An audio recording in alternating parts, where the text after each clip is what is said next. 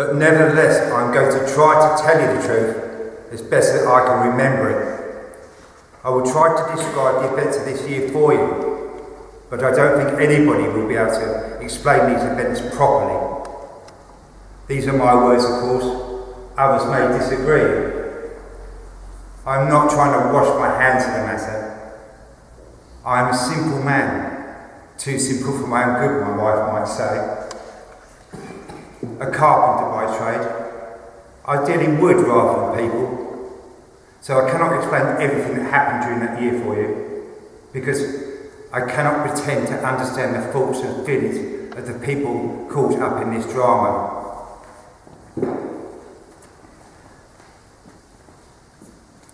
You should also understand that I was never personally involved in any of the events that you're about to witness.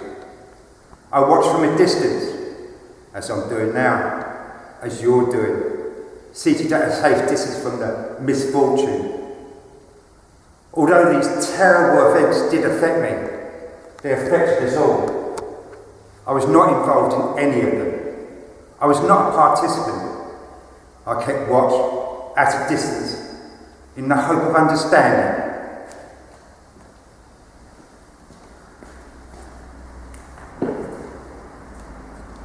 The first I knew of anything was about a year ago, when my wife, after I come home from work, told me that her younger brother, Matthew, had been arrested here in Plymouth. A police constable came to the door this afternoon asking me about Matthew, but I couldn't find him. He must have run out the back gate. Not that he got far though. They eventually found him up on the home. Matthew here? What's he doing here? He just turned up on Monday afternoon. Completely unexpected. I wondered what had happened because he'd never done that before. Mind you, he wouldn't have written to warn me he was coming. Matthew can't read nor write. He can't even write his own name. He's never been what you would call a scholar. Having not seen much of each other these last few years. Not since Father died. No, he just turned up. Why didn't you tell me? Where's he been staying? Here. He slept in the cellar. And I knew you wouldn't approve. You wouldn't want him staying here. Why didn't you tell me this? What's he doing in Plymouth? Well, he told me that he's planning to get across into the Channel Islands to start a new life there. He arrived here in a terrible state. I think he must have walked all the way here. He said he got laid off from his service at Penhill Farm up near Camelford. He couldn't find no other place to hire him, so he's planning to start a new life for himself in the Channel Islands. And Matthew's been sleeping in our cellar. Why? Why have you been hiding him in our cellar? I don't know. He didn't seem right somehow. There was something odd about his behaviour. And I know you don't approve of him. I was out in the yard, washing clothes in the tub when he arrived. He seemed agitated about something. He was exhausted and his clothes were filthy. And that's not like him at all, because Matthew's quite particular about his clothes. So I sat him down in the sun with some bread and some cheese, and we talked for a while. He was so exhausted that he slept all of the following day. He was planning to leave tomorrow, in the morning. But then a police constable came to the door asking me if I knew of his whereabouts. He said they'd been informed that he'd be staying here. Why did the police want to speak to him? I told the constable. He's been visiting me. And then he asked if Matthew had a knife about his person. A knife? Did he have a knife? Well, I don't know if he has it with him now, but Matthew often carries a knife. For work. Don't like him carrying a knife with him. What's he done? Did the constable say? Then I had shouts at me in the home. We've found him. And then another shouted, we've got him. I can't believe Matthew would have done anything serious. He's not like that. I said to the constable, you won't harm him, will you? Isaac, where are you? Come quick. Come and see, look. It's the Royal Cornwall Gazette this week about the murder of Charlotte. It says, murder near Camelford.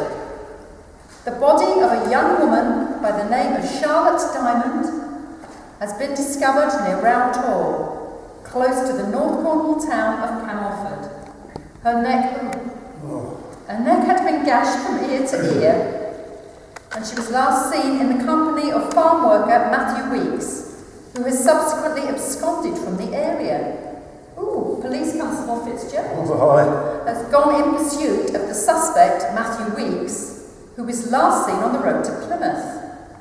Reports say that this horrid murder was committed out of jealousy. Ooh. The coroner has issued a warrant for the arrest of Matthew Weeks, and Constable Fitzgerald of Camelford has gone to Devonport in pursuit of the villain Weeks. Husband, dearest, Mrs. Parsons has given me a copy of today's Herald. Oh, it's all about Matthew, look. Suspect arrested. Matthew Weeks was apprehended on Wednesday the 24th of April on Plymouth Hoe and immediately removed to Camelford. It appears that he was about to leave Plymouth for the Channel Islands, but the police officer arrived just in time to prevent his escape. Mrs. Peter, have you seen the Royal Cornwall Gazette? There's a report of Matthew's trial. It says on Friday, August 2nd, a large crowd gathered at Bodmin Assizes Court for the trial of Matthew Weeks. They seem to have come from every part of Cornwall. At the conclusion of the trial, the judge Sir John Patterson. Addressed the accused. The jury have come to the conclusion that you are guilty as charged, in that you murdered the poor girl Charlotte Dymond. The time you pass in this world will now be very short. You will be taken from hence to a place whence you will be hung by the neck until you are dead. Your body will be buried within the precincts of the prison. May the Lord have mercy on your soul. Dearest, it's in the Plymouth Herald today. I can't bear to read it. Can you read it for me, please? Execution of vile murderer. The execution of Matthew Weeks took place at 12 noon on Monday, August the 12th, 1844. For the crowd, which always hoped a last dying speech would be forthcoming from the scaffold, there was nothing from Matthew. He went to his death without saying a word.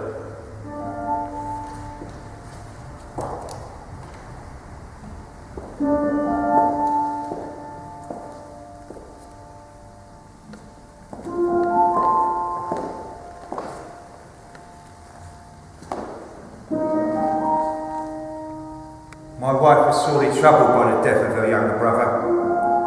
I often see her of an evening staring intensely into the embers of the fire, as if the image of her brother was buried in the depth of those flames. In some 12 months after the execution of Matthew Weeks, it was late summer, early in the morning, just as I was to set off to work. Where were you going? You're not going out to Camelford, are you? Speak to me, I am your husband. I've every right to know where you're going. You know where I'm going. Don't try and change my mind. I've set my heart on doing this, or I'll not be persuaded otherwise. All the way to North Cornwall? Are you mad? You're not... How are you going to get there? You're not dressed for such a journey. And when are you coming back? Well, Noah Trevik is going as far as Damerel. He's visited his mother who's been sickly of late. He's offered to take me in his horse-drawn gig. I must complete the rest of the journey to Penhill Farm on foot, though. I'll not be back by this evening, but you're not to worry. Noah is returning tomorrow morning, and I'll return with him. What about our child? Are you going to look after him while you are away? Mrs. Parsons will look after the child until I return. She was pleased to be able to offer her help. Why?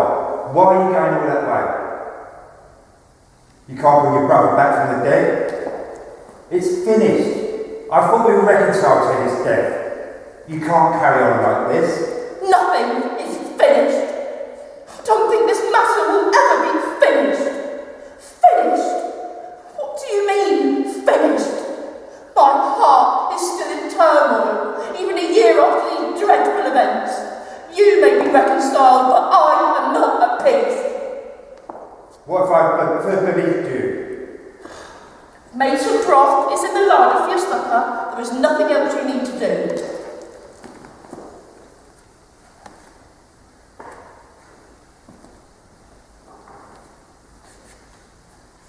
Should I accompany you then? No. No. I must do this by myself. I must find out for myself why Matthew ended up on the gallows. The folk he worked with must have more evidence that may put my heart at rest.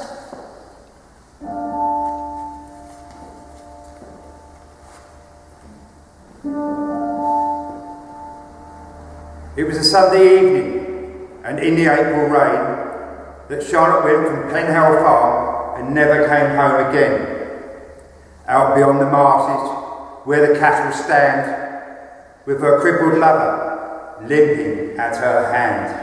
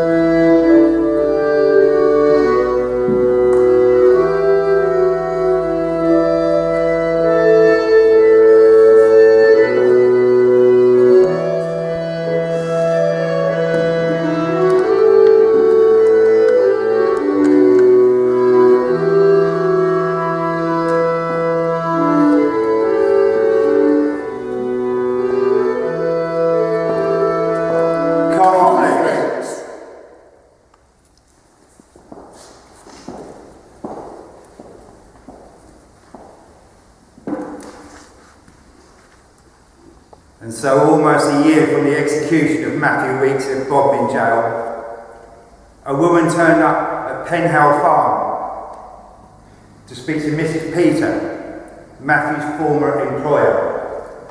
That woman was Matthew Weeks' older sister, my wife.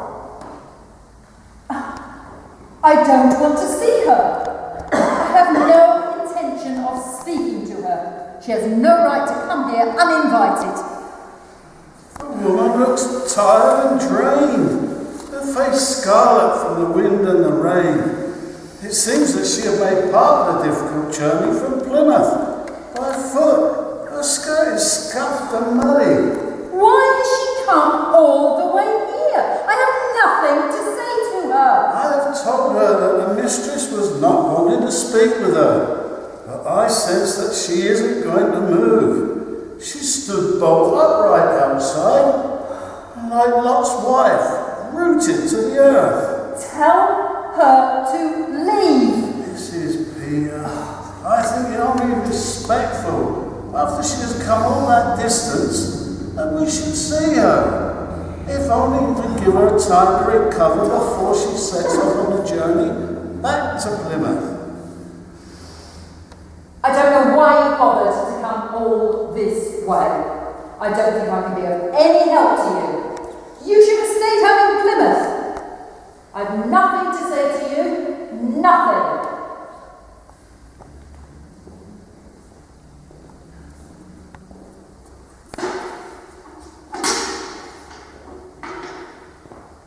I want you to leave.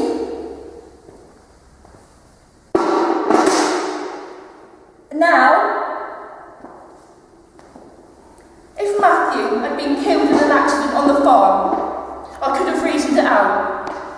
If he died of poisoning or died of sickness, I could have prayed for his soul in church on Sundays. But he didn't die like that. He died on the gallows, found guilty of a dreadful murder of a young lass, like my younger sister. Cut her throat, they say. How do you pray for the soul of someone who does that? Can you not understand?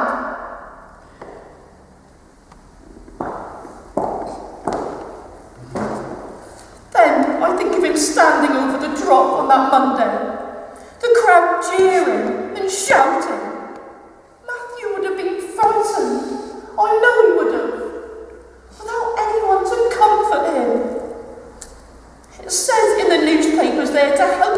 drop because he was in a state of collapse. He'd fainted at the trial when the judge read out the judgment. They had to keep him alive until the execution, even though he was constantly fainting. That's what it said in the newspapers. They thought he wouldn't survive until the execution day. I spent a few hours with your brother in Bodmin the evening before his execution. My name is Corey, Isaac Corey. I work a small farm down near Trevelyan's Gate, about half a mile from here. I should have gone to see Matthew. My husband was prepared to go with me, but I was expecting a child at that time. I should have gone. I regret not being there to offer him some comfort. Were you at his execution the following day? No, I spoke to your brother the evening before, and I did intend to stay the following morning, but I changed my mind. I returned home. All the inns and the lodgings houses were full, so I could find no accommodation. Oh, how was he? He was calm. We talked about the farm here. He gave me a letter to pass on to Mrs. Peter. Then he asked me to read Psalm 51, the first few verses, and he said them along with me. Matthew loved the Psalms. Have mercy upon me, O God, according to thy loving kindness. According unto the multitude of thy tender mercies, blot out my transgressions. Wash me thoroughly from mine iniquity, and cleanse me from my sin. For I acknowledge my transgressions, and my sin is ever before me. Oh, I remember now. Matthew could recite that psalm by heart almost. Matthew seemed to take consolation from these words, and when I left him that evening, he appeared calm and prepared for the morrow. I reminded him of the words from the Bible. In this world you will have trouble, but take heart, I have overcome the world. So, what did it say in his letter? He bid Mrs. Peter farewell and asked for forgiveness and other little matters. Show me, please. Can I see the letter?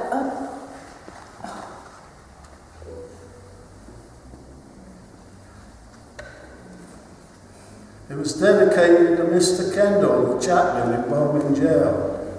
A good man I know by reputation. I was told the chaplain kept your brother company sometimes and read from the Bible to him. Oh, I can't bear to read it. Can you read it for me, please?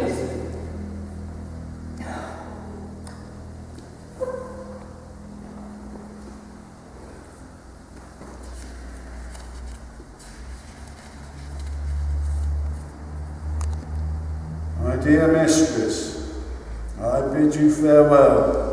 You have been a very kind mistress to me, and I hope you will remember this when you don't see me. And I hope young men will take warning by me, and not put too much confidence in young women. I love that girl as dear as I love my life, and after all the kind treatment I have showed her, and then she said she would have nothing more to do with me. And then after this was done, and bitterly did I lament, thinking, what would be my end? I thank the judge and jury, for they have given me no more than what was my due. Since then, I have the sentence of death passed on me, and I have given my time to prayer. Now I am a sinner and quite undone. Now I must away and bid you all farewell. I shall never see your face no more before we meet in heaven together. See what a wretched end I have come to by loving too true. I conclude this dying speech, and I have nothing more to say. I am your most unfortunate servant, Matthew Weeks. cross. The newspapers said there were more than 20,000 people there for the execution. Men, women, and children, all gawping at Matthew. They even put on special trains for the occasion. It was crowded, that was certain. And then, after he was pronounced dead, his body was left suspended over the entrance to the jail for an hour and a minute. That is indeed the custom.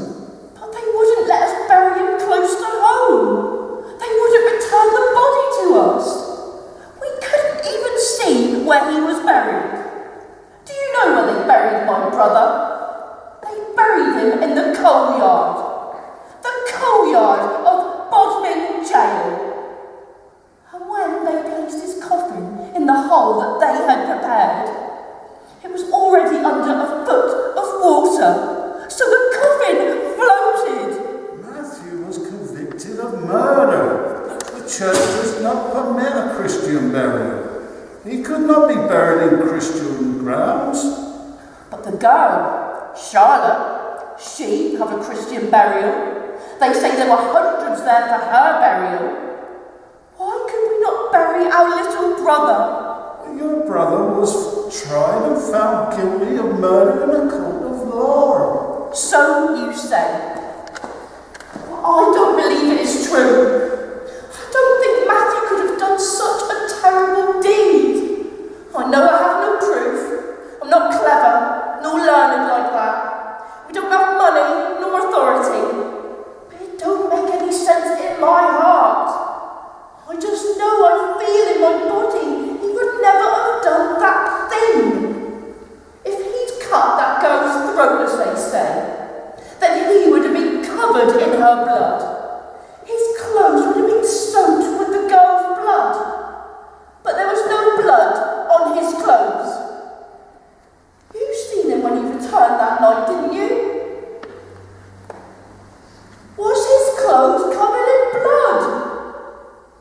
When Matthew's jacket was returned to us after his execution, there was not a spot of blood anywhere on it.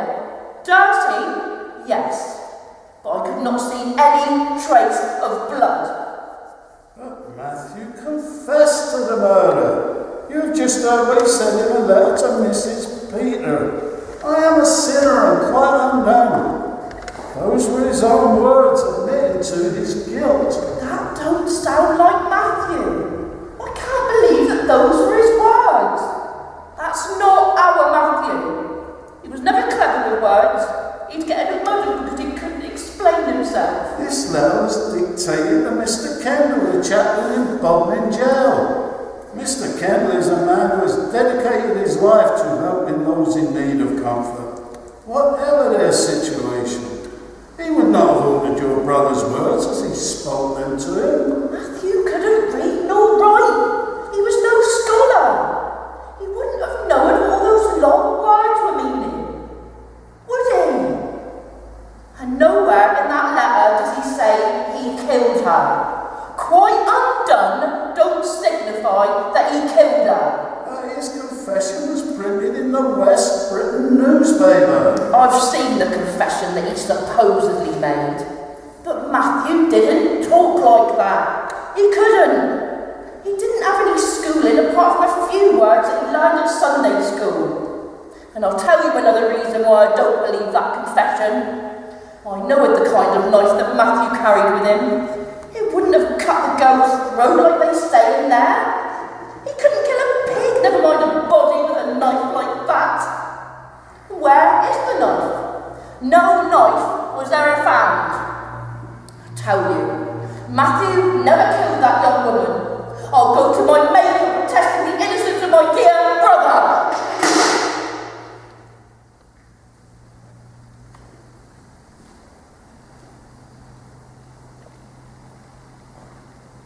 Charlotte walked with Matthew through the Sunday mist. Never saw the razor waiting at his wrist. Charlotte, she was gentle, but they found her in the flood, her Sunday beads among the reeds, beaming with her blood.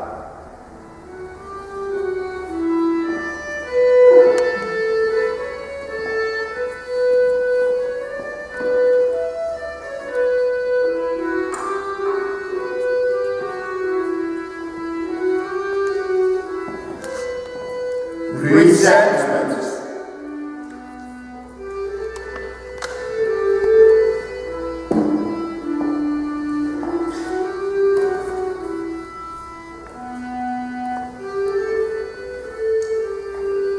I understand your feelings, but you haven't seen your brother for years. You said so yourself. You had grown apart. He wouldn't have been the same person that you knew as a little brother. Like summer and winter, he would have changed. I read what he wrote about Matthew in the newspaper. I know we hadn't seen each other for several years, but he would never like what they said in the newspaper. About him having a jealous temperament. He would never like that. Did you think he was like that? I couldn't say for certain. There may have been jealousy because there are other young men interested in Charlotte. But I suppose I didn't really know your brother that well. He were a briar hedge, difficult to fathom. Like granite, stone. But Charlotte, her words tumbled out like a stream. Like moonlight. But Matthew lived and worked here for how many years? 5? 6 years, I fancy. And during that time, you saw him every day. So you must have formed some opinion of him.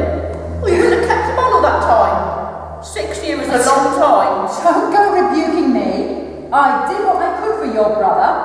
But the papers made Matthew out to be violent and cruel. That wasn't my younger brother Matthew.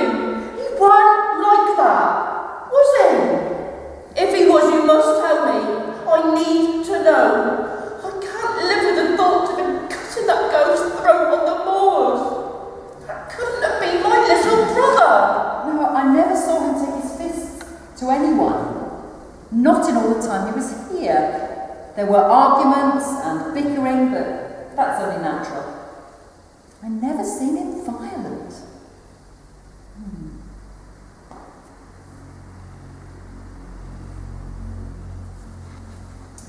I was kindly disposed towards your brother. Otherwise, I wouldn't have kept him on here. I treated him as an equal with my own son. He did his work, he kept himself clean, went to church on Sundays in his best clothes, but that don't mean I knew what was turning about in his heart. As I said, he was like a piece of granite. He kept his thoughts to himself. Folks said he was odd. Is that right? Some people steered clear of him, that's true. Why? Why? What did he do to cause people to feel that? Well, some people remarked about his unnatural way of walking.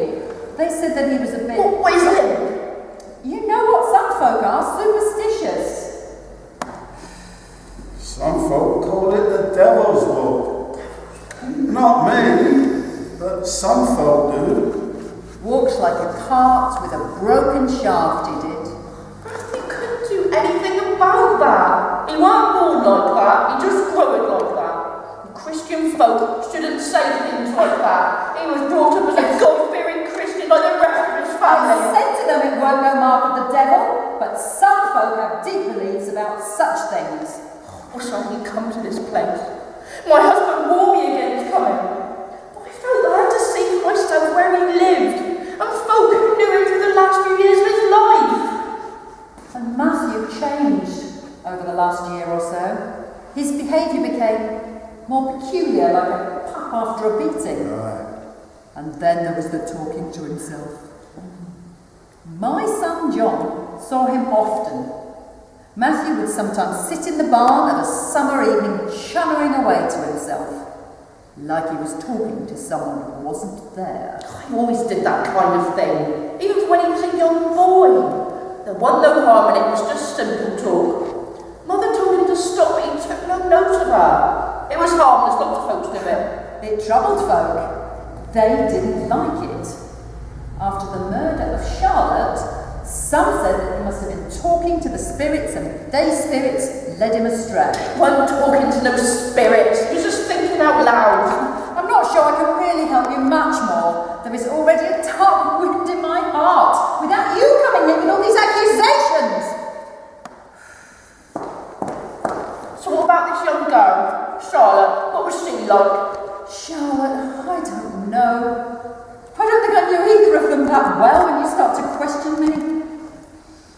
God rest her soul, she was a handsome enough maid. Oh, did Matthew love she? He was very fond of her, that's for sure. I think. And did she love him? How would I know? Yes, I suppose she did, but I didn't meddle in their lives. I had enough to worry about with this place. I am a widow and there's no man around to look after the farm's affairs. And me, 61 years old now. Matthew and Charlotte were paid servants, not my kin. They worked here, they slept here, and I fed them. But I didn't know them as kin. Their thoughts, their dreams, you might as well ask the poor beasts on the moors. They have as much chance of knowing that as I do. I paid them their weekly wages and I let them live their lives.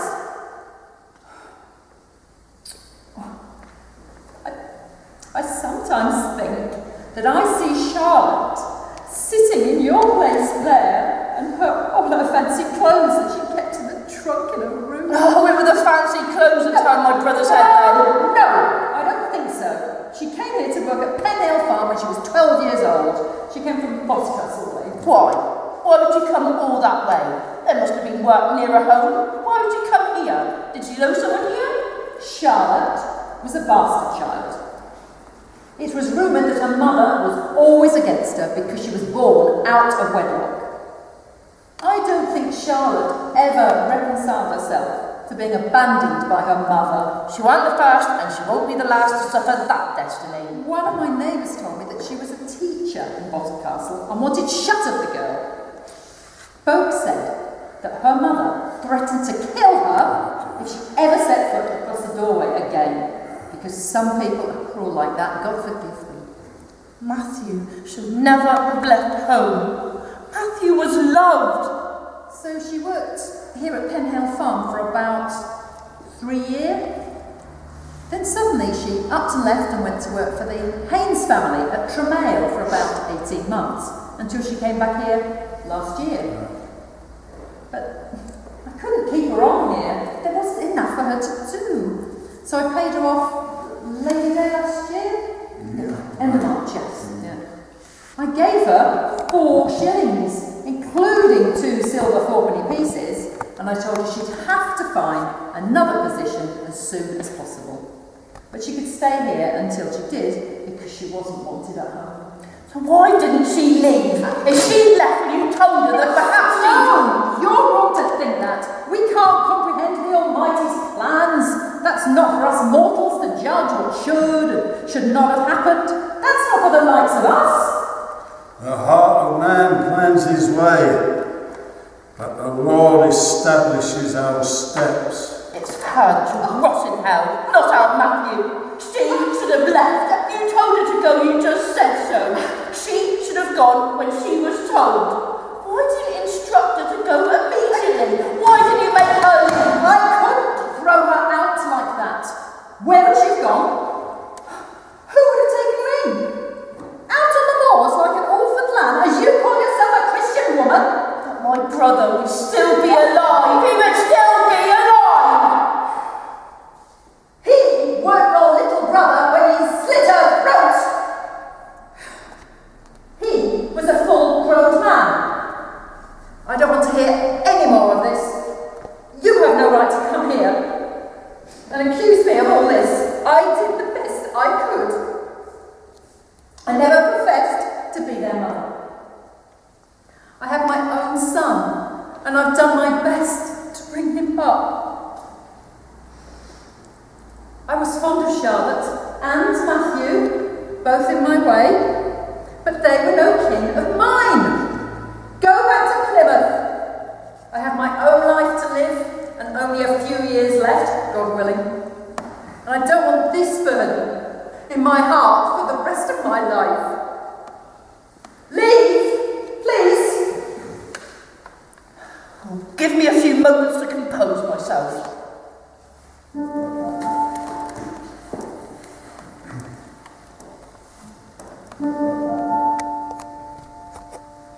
Matthew, where is Charlotte, and wherefore has she flown? For you walked out together, and now are come alone. Take me home, cried Charlotte. I lie here in the pit. A red rock rests upon my breast, and my naked neck is split. Her cheeks were made of honey. Her throat was made of flame, where all around the razor had written its red name.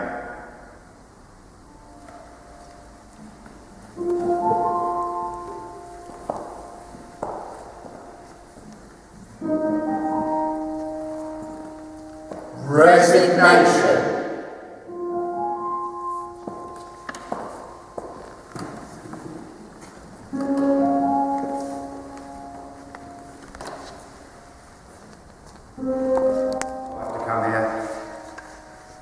I told her she must forget her brother now. There was nothing to gain by coming here. What could she learn by coming all this way? I told her she must pray to forget the events of the last year. I do pray. But my wife felt a deep sense of responsibility for her younger brother. Mother begged me to look after Matthew. But I failed. I let him go astray. Mother was always worried about him. But you cannot be responsible for your brother's actions. There comes a time when a brother must grow, leave and set out on his own life. You cannot shoulder the burden of responsibility for the rest of your life. There comes a time to learn to forget. Let your brother go into God's care. Too much love can be crippling for us all. Now is the time to think of her own child. I do. And I swear I will never let our son come to harm.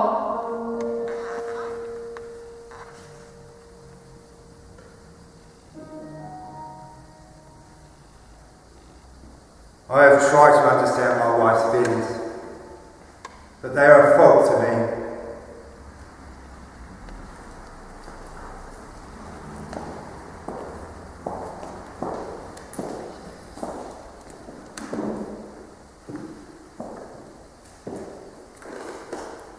Before I leave, would you tell me about that Sunday? The day my brother went with the girl into the moors? If you can. That Sunday, the day Charlotte disappeared. April 14th. It was nasty weather. A misty sort of drizzle. The clouds were sitting low on the ground all day. Sunday was always change day, dear. Mrs. Peter expected all the servants to change their clothes, the ones they'd been wearing during the week, and bring them downstairs ready for wash on Monday. I remember that Sunday. Matthew asked me to wash his waistcoat as well. He liked his clothes. He liked to dress up proper on Sundays and holy days. Matthew was very proud of his velvet jacket.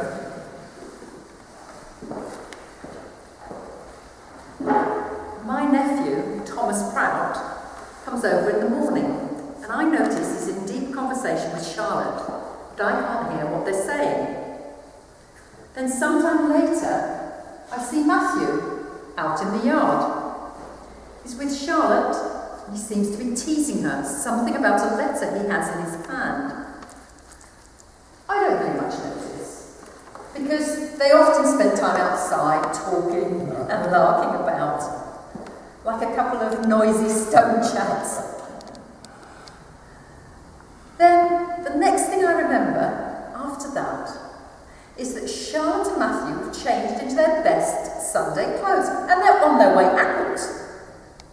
I ask Charlotte where she's going, but she don't reply. I think it's very odd, because it's late in the afternoon, perhaps about 4 o'clock, and I think it's too late to be going to church for the evening service. But all Charlotte says is, she won't be back in time to milk the cows, and can I do it for her? This wasn't the first time she'd stayed out late on a Sunday evening. She'd done that a few times lately, so I don't think much of it. But that was the last I saw of her. I watch her and Matthew walk up the path. They seem very friendly with each other. talking and laughing. It reminded me of my own younger days when John and I was first walking out together. He charmed me with his stories of remarkable new worlds, tales of ancient Greek gods, and warriors and battles which he'd read about in his father's books. For he was a man of some considerable learning, he would. Your husband sang as sweet as a spring lark in the church of a Sunday.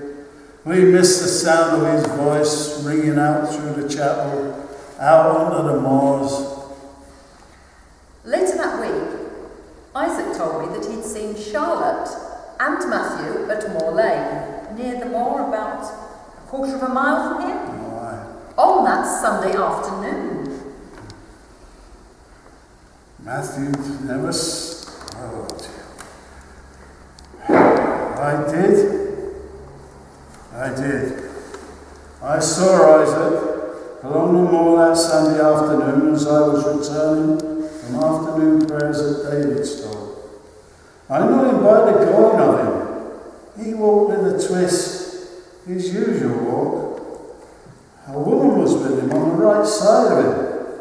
She was a youthful woman with a red shawl, and she had an umbrella so I could not see her bonnet.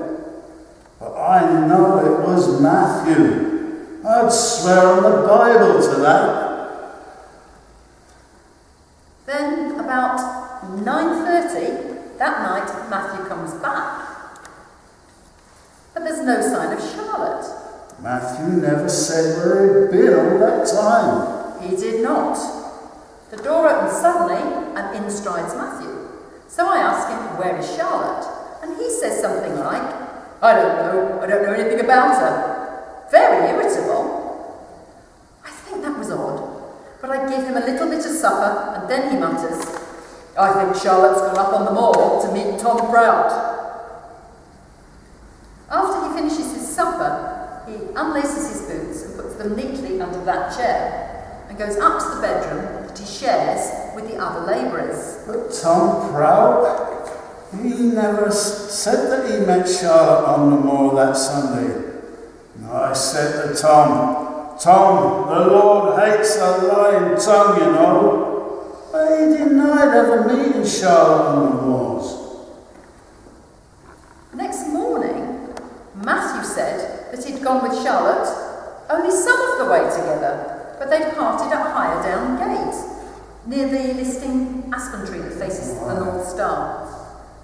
Matthew said Charlotte had continued up onto the moor, but he had turned back towards Hallworthy, and that was the last sight he had of Charlotte, he said. Matthew was a God-fearing young man. I know he would not lie. If that's what he said, then I believe him. Well, I know I saw him on the moor on that Sunday afternoon. I knew him by his walk. It were him, I am certain. Proverbs 19, a false witness will not go unpunished, and he who breathes out lies will perish. I didn't know what to make of it all, because a few days later, when there was still no word of the girl, I insisted Matthew tell me the truth. He said Charlotte had gone to Blissland in service. As she'd been given her notice here, she had found an easier position in Blissland. Anyway, Charlotte couldn't walk all that way on a Sunday evening. 'Tis 10 miles from here to Blissland. She wouldn't have got there afore dark. She weren't dressed for that kind of walk. Crossing those treacherous moors at night. And later that week, when Isaac inquired in Blissland about Charlotte, they denied ever offering her a job. And neither did they expect nor receive Charlotte on that Sunday, nor on the Monday. In fact, they'd seen nothing of her at all. Well, it didn't make any sense to us. And then Charlotte had left without taking any of her clothes, and I knew how careful she was about her clothes. Kept them neatly in a trunk in her bedroom. She wouldn't have left her clothes here. She would have organised for them to be sent on to her new place. Anyway, she would have told me she was going. She wasn't closed and secret like Matthew. She talked to me every evening as we sat in this kitchen after supper. It seems like you made up your mind that he was guilty. Oh, not me. I tried not to believe it. I didn't want to believe it was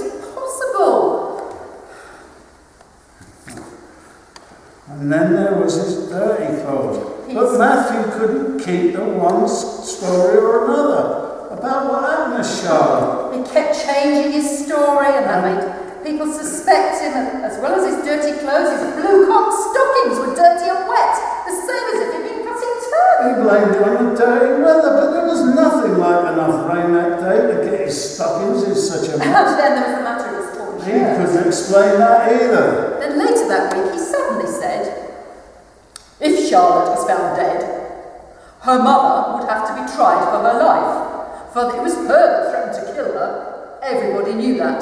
Why would he say such a thing if he wasn't feeling guilt? By this time, Charlotte was wanting a whole week, and most folk believed the girl was destroyed. Then I did start to believe that Matthew might be responsible for Charlotte's You disappearance. see, Matthew said he had been to see Sarah Westlake at Harworthy on that Sunday evening, after he parted from But Charlotte. Sarah Westlake swore she'd never seen Matthew that Sunday at all. Then suddenly Matthew went missing, walked out of the house on Sunday morning, and he never And the returned. very next day, Charlotte's body is found near Round I Top. think that confirmed to most people that Matthew had something to do with her death.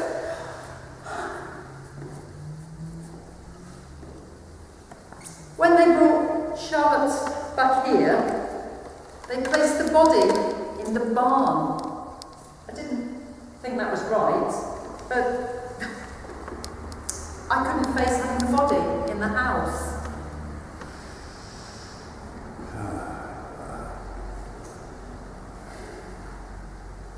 And Why had he done it?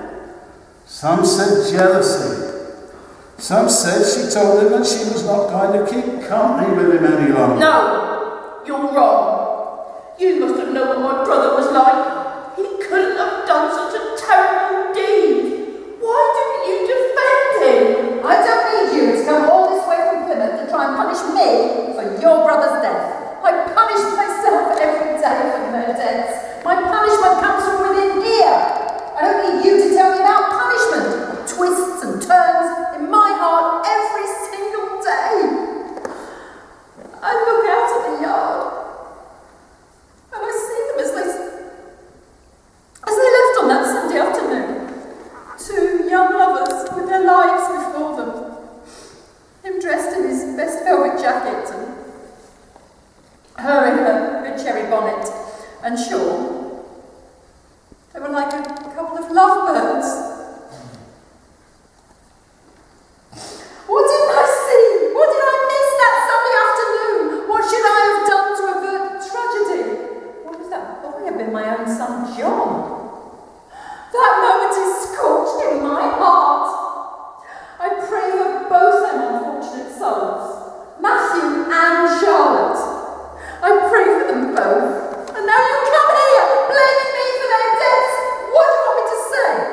Yes, I was responsible. I near enough killed them both. Is that what you want to hear? I didn't come here to punish you, to blame you. That's never been my intention. Then why did you go all this way? What were you searching for? No, I don't know. I just felt that I had to. I had to speak to somebody.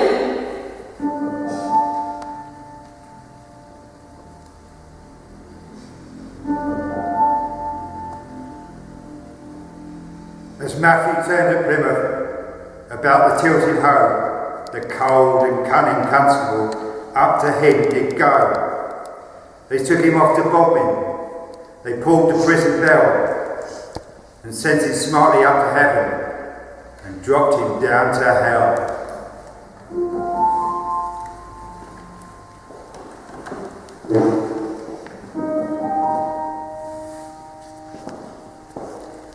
Reconciliation.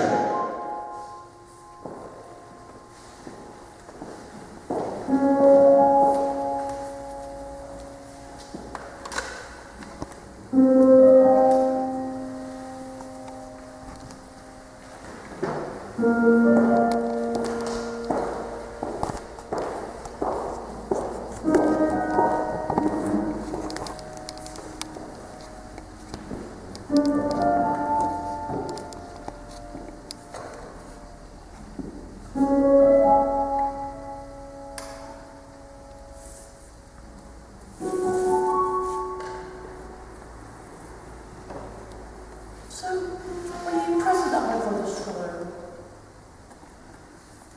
We both were, Mrs. Peters and myself. That was a solemn day indeed, the like of which no God-fearing person would wish to see again. We were both called as witnesses. People had started gathering outside Shire Hall at 7 o'clock in the morning, I was told. Folk travelled from all parts of Cornwall. When the doors of the Crown Court were opened, so many people rushed in that a young woman who fell was nearly trampled to death. In the courtroom, Matthew stood with his head hanging down a little and to one side. And he had his pocket handkerchief clenched in one hand. He leaned forward on the rail at times, as though he were about to faint. And when he answered, "Not guilty," he said it so quiet that I don't think many people could have heard it. Then Mrs. Peters was called to give evidence. I tried to remember everything that I'd said at the inquest, but I got befuddled at times. I couldn't be sure of the precise timings. That week after Matthew disappeared, I tried to give honest answers, but I couldn't be exact. And I don't think I helped your brother's case. I got flustered and perhaps said things that I shouldn't have said. About Charlotte's gloves being found in Matthew's possession, for example. I was questioned about the colour of the gloves. And when exactly did I find them? And was I sure they were the gloves that Charlotte was wearing that afternoon? I tried to answer all the questions, but my memory's not like it used to be. I'm afraid I may have got some events topsy-turvy.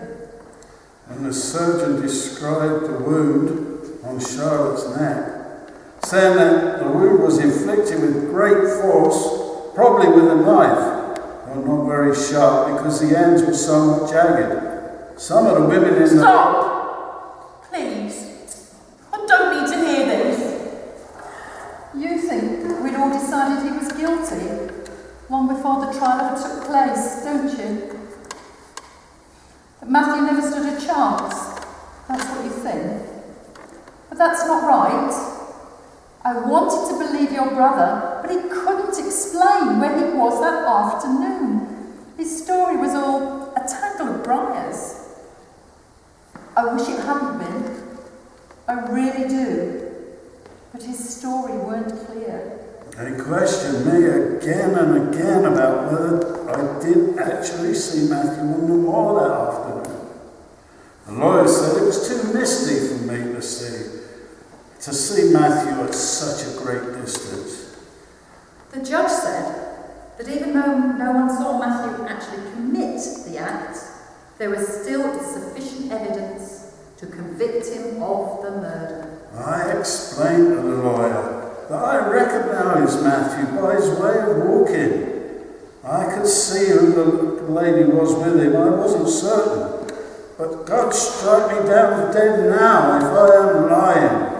It was Matthew that I saw on Sunday. But now, sometimes I start to question my own memory. Did I really see Matthew? Could I be sure? I don't know. It was near midnight when the judge finally passed sentence. As I looked at your brother, I kept thinking, what if it were my son John standing there? Bewildered by all the learned talk, the grandeur of the courtroom, the lawyers and the paraphernalia. Both lads were more suited to the moors, the marshes, and the calls of the hawks than that grotesque spectacle. When the judge read out the sentence, Matthew fell forward in a faint and had to be carried back to jail. I don't think Matthew really understood what was happening. He looked such a pathetic figure, as they carried him back to the jail. Alone, no one with him, without his family, his mother, to give him a kind word of comfort.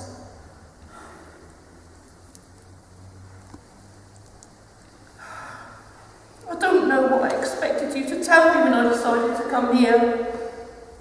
I suppose I thought that you might confirm my feelings, that this dreadful murder could not be committed by my brother. But all there is left now is doubt and uncertainty. I suppose I must accustom myself to the fact that I will never know the truth about that Sunday afternoon. But it still gnaws away at me. Matthew was a good boy. Simple, but reliable, dependable, honest. Brought up like a true Christian, from a proper home, cherished. So why did it end like that? On the gallows outside Bodmin jail? Oh, I'm sorry for your distress, my dear. I feel as numb as you do. It's like a tempest has blasted through this house and torn out the roof beams. I do understand your pain and your loss. I know how it feels to have lost someone that is bound to your heart.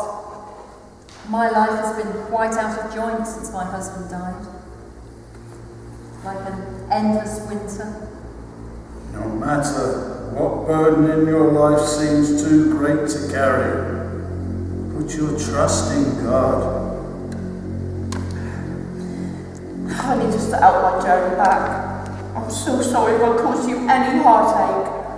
I didn't intend to unearth your troubles afresh.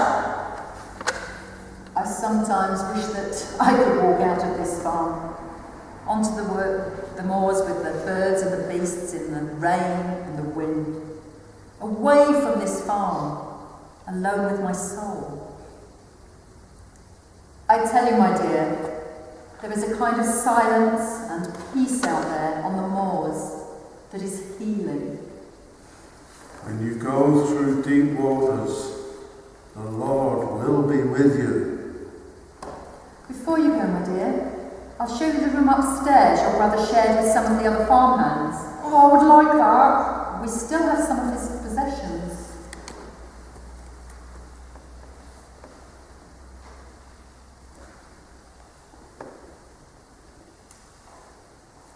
And this is Matthew's final letter. Oh, thank you. Listen, my dear, it's too late for you to travel back to Plymouth now. Where do you intend to stay tonight? Well, I can find somewhere in Davidstow, perhaps. Rest here with me for the night. Please. You can set out on your journey refreshed in the morning light. Oh, thank you. That is so kind of you. Trust in the Lord with all your heart and lean not on your own understanding. Bear one another's burdens and thus fulfill the law of Christ.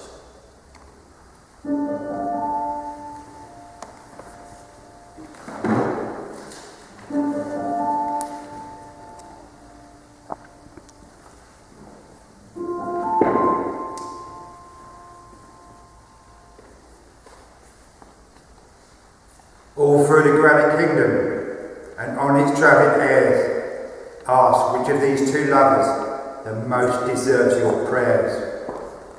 And your still heart search, stranger, that you may pause and pray for lovers who come not to bed upon their wedding day, but lie upon the moorland where stands the sacred cow, above the breathing river and the salt sea winds go.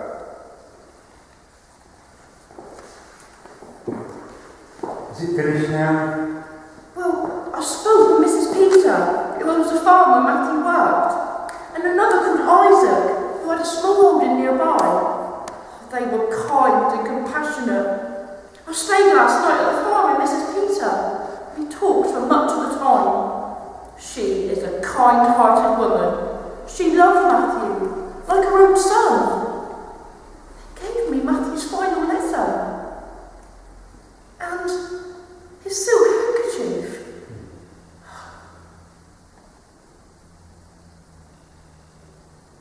But don't say anything at the moment. I know I must put it by somewhere now. I cannot dwell on it any more. I will put it with my other trinkets in the trunk in our bedroom. But you must forgive me if once in a while I look at it and remember.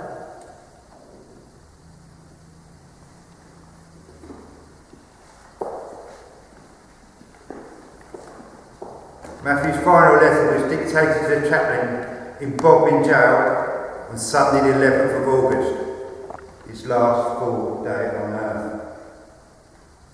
My dear mother and my dear brothers and sisters, I hope now that my brothers and sisters will take a warning by me. My brothers will not place too much confidence in young maidens, and my sisters not in young men. And I hope my brother John will make a great alteration upon this.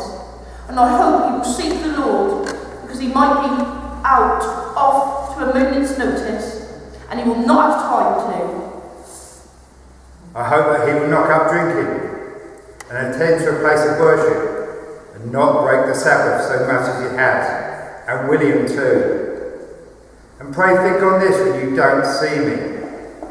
I give my love to my sisters, Maria, Thomasina, and especially Susan in Plymouth, and bid them all farewell. If my brother Richard will call at the jail any time, he will have my hat, my braces, and half shirt, and he must please to give the £5 to Mother. There are 2 hats, give one to William and the other to John, and 2 pairs of trousers and a pair of leggings which Mother can do as she pleases with. Also a fustian jacket, 3 waistcoats and 2 handkerchiefs. I wish all my brothers and sisters all farewell, and all my friends. I am your unfortunate son, Matthew.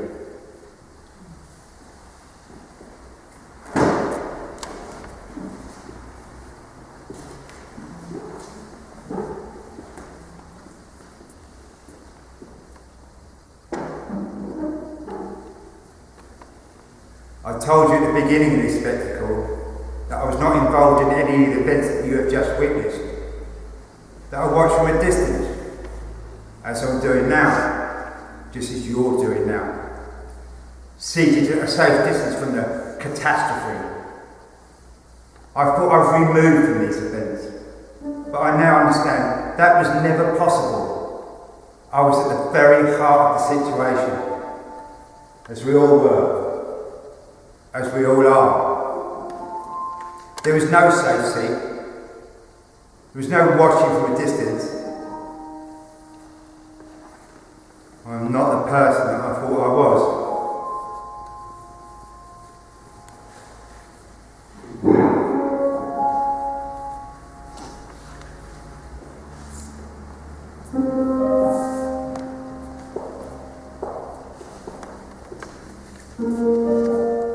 Thank you.